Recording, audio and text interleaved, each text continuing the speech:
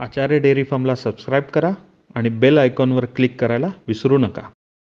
नमस्कार शेतकरी बंधूंनो, आपण आज आचार्य डेअरी फार्मच्या चॅनलमध्ये एक खूप महत्त्वाचा आणि खूप चांगला असा नवीन व्हिडिओ घेऊन आलेलो आहे, ज्याच्यामध्ये आपण दरवेळेस आपण बघत असतो की आपल्या वडगाव मावाच्या फार्ममध्ये ज्या हरियाणाच्या मुर्रा म्हशी असतात या संदर्भात आपण भरपूर काही माहिती देत असतो आणि प्रत्येक मुर्रा म्हशीबद्दल, डेअरी फार्मिंग बद्दल, सगळ्या गोष्टींबद्दल आपण खूप चांगल्या प्रकारे माहिती देतो आणि लोकांचा त्याच्यासाठी रिस्पॉन्स खूप चांगला असतो.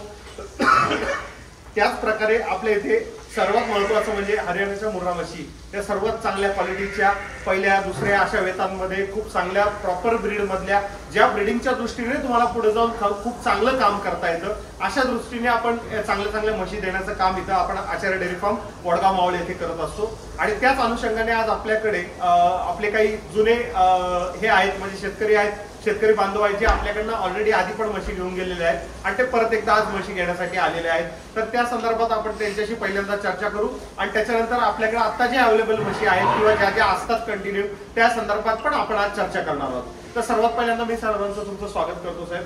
आपला फक्त एक परिचय द्या आणि आपण कुठून आलात ते पण एकदा सांगा. माझं नाव राहुल बबन काळे, आम्ही पारनेर तालुका लाडेगाव या ठिकाणी आलेलो आहे.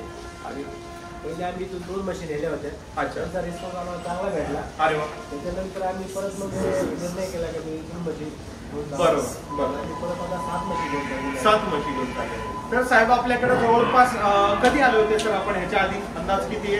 वर्ष दीड वर्ष झालं असेल?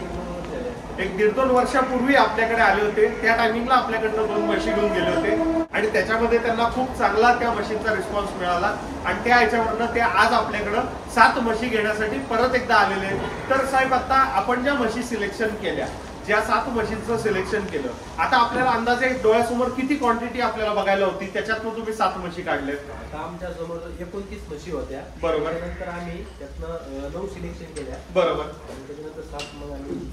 बरोबर. हा सर्वात महत्वाचा मुद्दा आहे की हे आले तेव्हा जवळपास 29 म्हशी त्यांच्या डोळ्यात देखत होत्या. त्यातील त्यांनी आवडतील त्या 9 म्हशी बाजूला पहिल्यांदा काढल्या.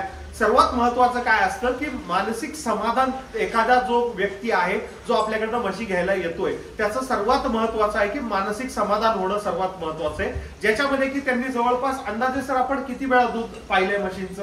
आम्ही काल संध्याकाळी आलो होतो. बरोबर आहे. काल संध्याकाळी आल्यानंतर बघितलं, परत सकाळी बघितलं, आता हे जाता टायमाला पण संध्याकाळी माहिती. बरोबर आहे. आता विचार करा की काल संध्याकाळी ते आले होते, त्यांच्या डोळ्यात एकच 29 म्हशी होत्या. ते झाल्यानंतर त्यांनी त्या ह्याच्यातनं काल एकदा दूध बघितलं, त्याच्यानंतर त्याच्या आवडीच्या त्यांनी 9 म्हशी बाजूला काढल्या. त्यानंतर परत एकदा सकाळी त्या म्हशींचं, सगळ्या 9 म्हशींचं दूध बघितलं आणि मग त्यातनं त्यांना आवडतील त्या 7 म्हशी त्यांना घ्यायच्या होत्या फायनल. तर 7 म्हशी त्यांनी बाजूला काढून आता त्या सगळ्या फायनलाइज करून आज आता परत एकदा तिसऱ्यांदा मिल्किंग करून आता आपण गाडीमध्ये लोड करून त्या आता त्यांच्याकडे रवाना करणार आहोत.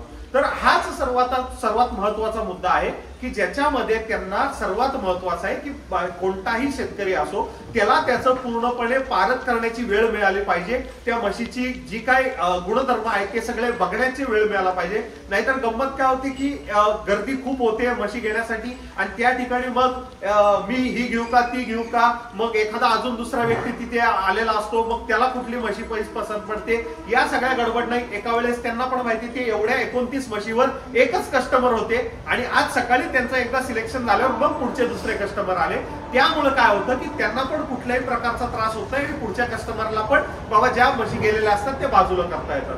तर अशा प्रकारे सर आपण जवळपास 2 आणि अंदाजे एक 7 म्हशींमध्ये ॲव्हरेज किती दूध बघितलं आपण, म्हणजे एक ॲव्हरेजली टायमाला 6 लिटर 5 लिटर जे काय बघितले ते तुम्ही क्लिअरली सांगा. 5.5-6. बरोबर आहे. जवळपास त्यांनी गाडी उतरल्या तो सर्वात महत्वाचा मुद्दा आहे की कुठल्याही म्हशी अजून प्रॉपरली खायला लागलेल्या नाहीयेत. ज्या दिवशी उतरली त्याच दिवशी त्यांनी सकाळी मिल्किंग बघायला चालू केलेले, तरी सुद्धा 5.5 ते 6 लिटर टायमाचं, म्हणजे 11-12 लिटर टायमाला दूध त्यांना चालू आहे अशा म्हशी त्यांनी बघितलेल्या आहेत. आणि हळूहळू सगळ्या ताज्या वेळलेल्या आहेत, म्हणजे त्या म्हशी पण सगळ्या तुम्हाला बघायला मिळणार आहेत या व्हिडिओमध्ये. त्याच्या किमती सुद्धा आपण सांगणार आहोत, कुठली म्हैस किती किमतीला घेतलेली आहे. ऍव्हरेजली सर आता किंमत पण सांगणं काय आपल्याला कठीण नाहीये. जो काही बघणारा व्ह्यूअर आहे त्याला सर्वात महत्वाचं असतं बाबा या म्हशी किती किमतीमध्ये घेतल्या, ते लोकांना गरज असती. आता समजा तुम्ही कुठून तरी व्हिडिओ बघताय आणि तुम्हाला जर किंमतच नाही कळली तर त्या व्हिडिओचा काय फायदा नाही, बरोबर आहे.